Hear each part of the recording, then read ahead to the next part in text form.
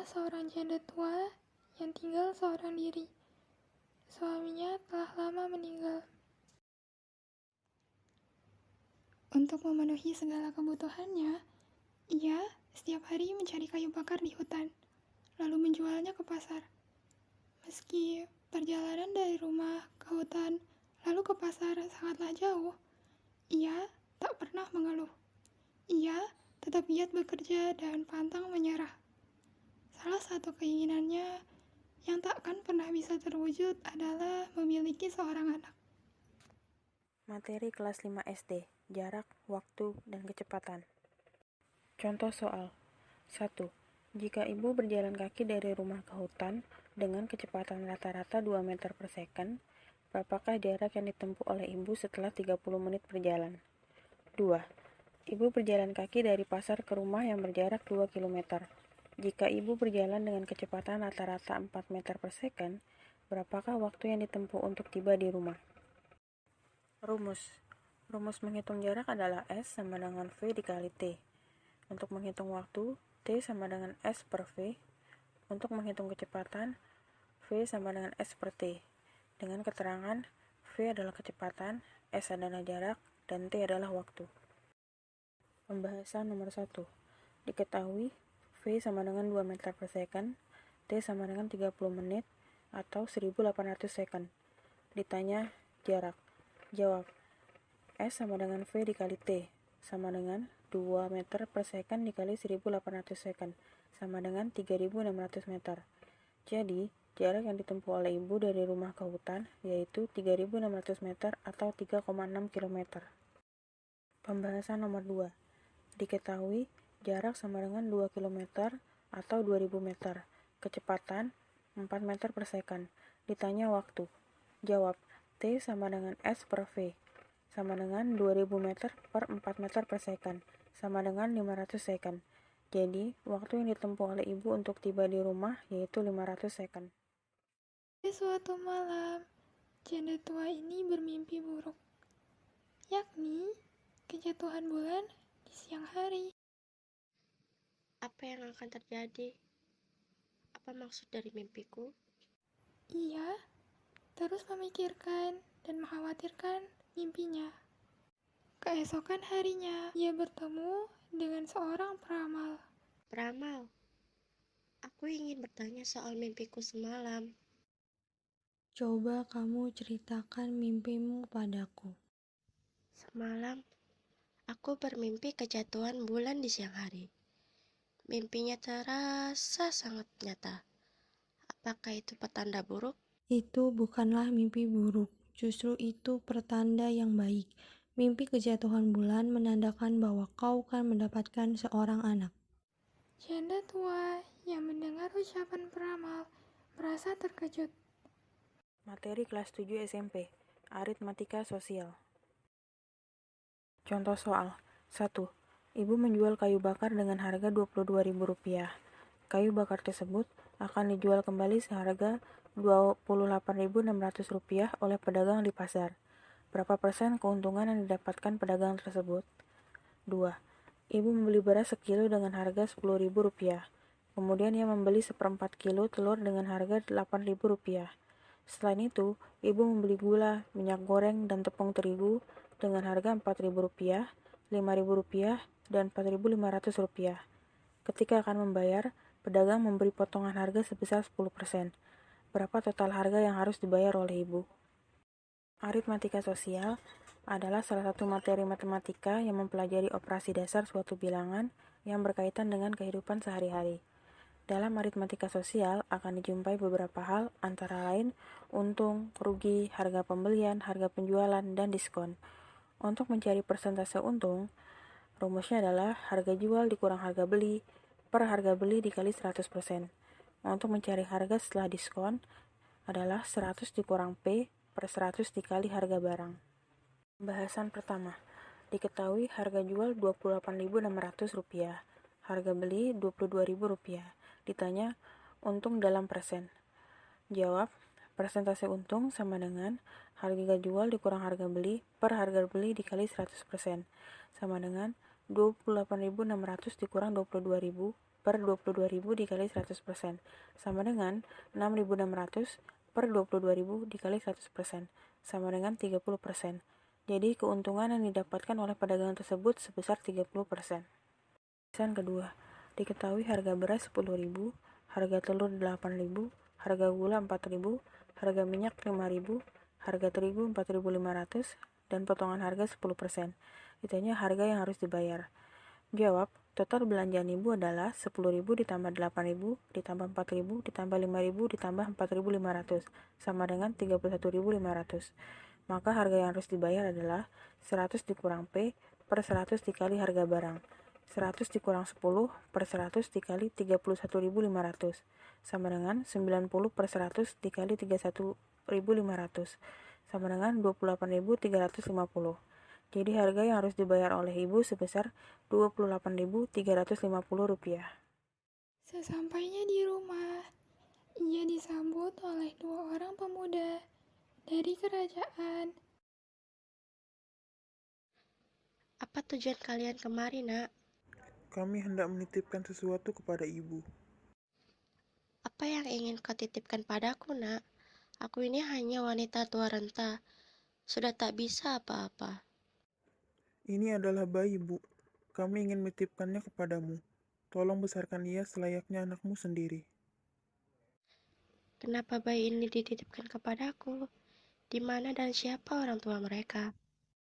Sebenarnya ini adalah anak dari raja kami, Bu. Hanya saja ia dikutuk oleh orang jahat sehingga badannya menyerupai kendil. Baiklah, aku akan merawatnya. Akan kujaga dia seperti anakku sendiri. Kutukannya akan hilang jika ada wanita yang tulus mencintainya. Seiring berjalannya waktu, Joko Kendil telah tumbuh menjadi seorang pria dewasa. Meski begitu, badannya tetap kerdil. Wajahnya juga menyerupai kendil. Ia kerap menjadi bahan ejekan teman-temannya. Meski begitu, Joko tetap tegar. Ia adalah pria baik yang selalu membantu ibunya. Tiap pagi, ia pergi ke kebun untuk bercocok tanam. Hasil panennya berlimpah. Bersama ibunya, ia hidup berkecukupan. Suatu hari, di kampungnya, datanglah keluarga baru.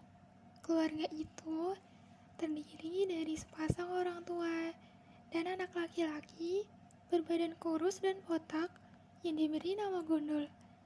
Karena fisiknya tersebut, ia juga tak luput dari ejekan anak-anak di kampung. Di suatu hari, Joko Kendil tak sengaja bertemu dengan si Gundul yang sedang bersedih. Kenapa kamu bersedih? Si Gundul pun menjawab, bila ia tak tahan menjadi bahan ejekan warga kampung sini. Janganlah bersedih. Aku juga kerap diejek karena badanku kerdil dan wajahku mirip kendil. Tapi aku tak bersedih karena aku punya ibu yang sayang padaku. Sejak itulah, si Gundul dan Joko Kendil senantiasa bersama-sama dalam melakukan kegiatan sehari-hari. Walaupun terlihat lucu dan botak, ternyata si Gundul memiliki banyak keahlian. Si Gundul sangat mahir membuat layangan. Berdua bersama Joko Kendil, mereka membuat layangan yang besar yang tidak pernah dibuat oleh anak-anak di kampung tersebut. Selain itu, si Gundul juga mahir memanah. Dia mengajarkan Joko Kendil cara memanah yang baik. Materi kelas 5 SD, bangun datar layang-layang. Contoh soal, Joko Kendil dan si Gundul membuat 5 buah layang-layang. Sebanyak 2 buah layang-layang memiliki ukuran diagonal 20 cm dan 15 cm. 3 layang-layang sisanya memiliki ukuran diagonal 10 cm dan 12 cm.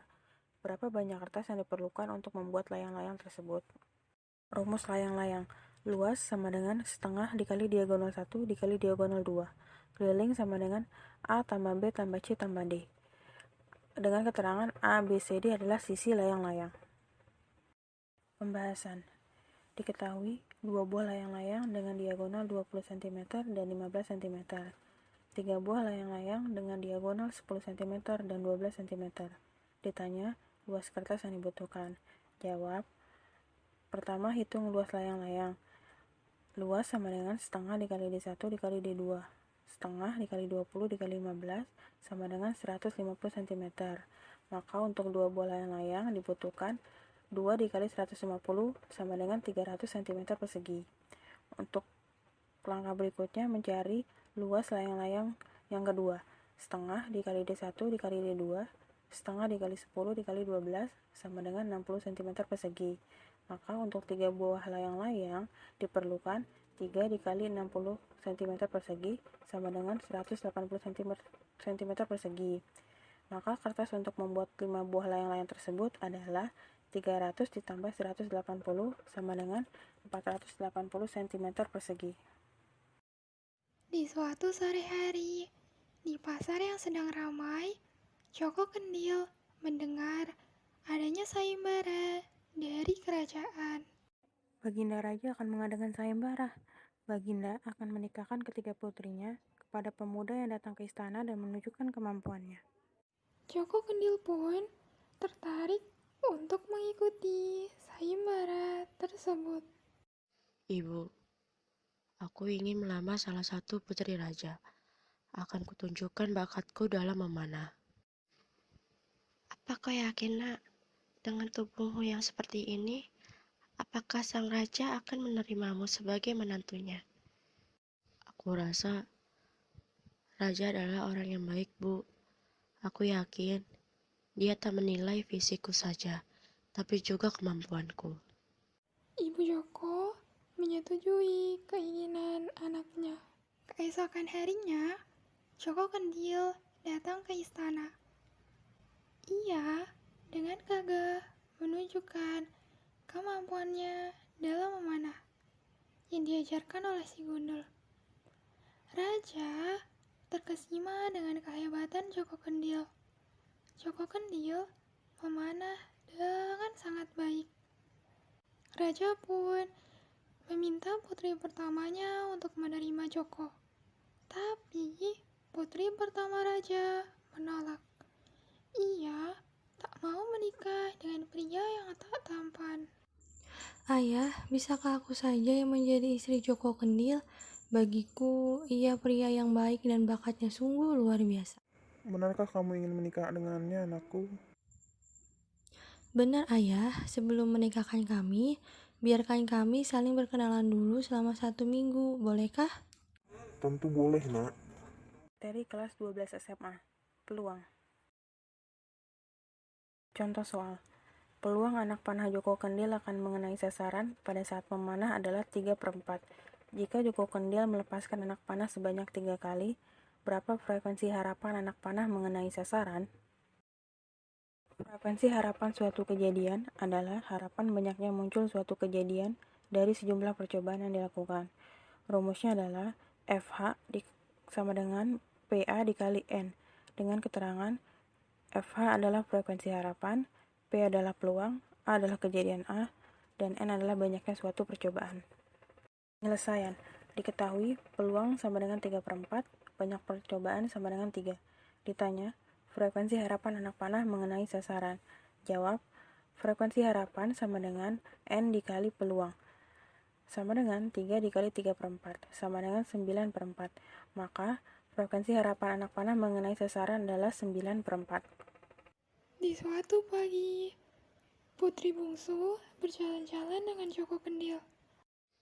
Putri, kau sangatlah cantik, sedangkan aku adalah buruk rupa. Bagaimana bisa kau tahan dan mau denganku? Sungguh aku tak mempermasalahkan fisikmu, hatimu baik, kamu juga berbakat. Itulah yang aku suka darimu. Hari demi hari pun berlalu. Tibalah saat putri bungsu dan Joko Kendil menikah. Acara pernikahan digelar secara meriah. Di pelaminan, putri bungsu terlihat dengan wajah cantiknya.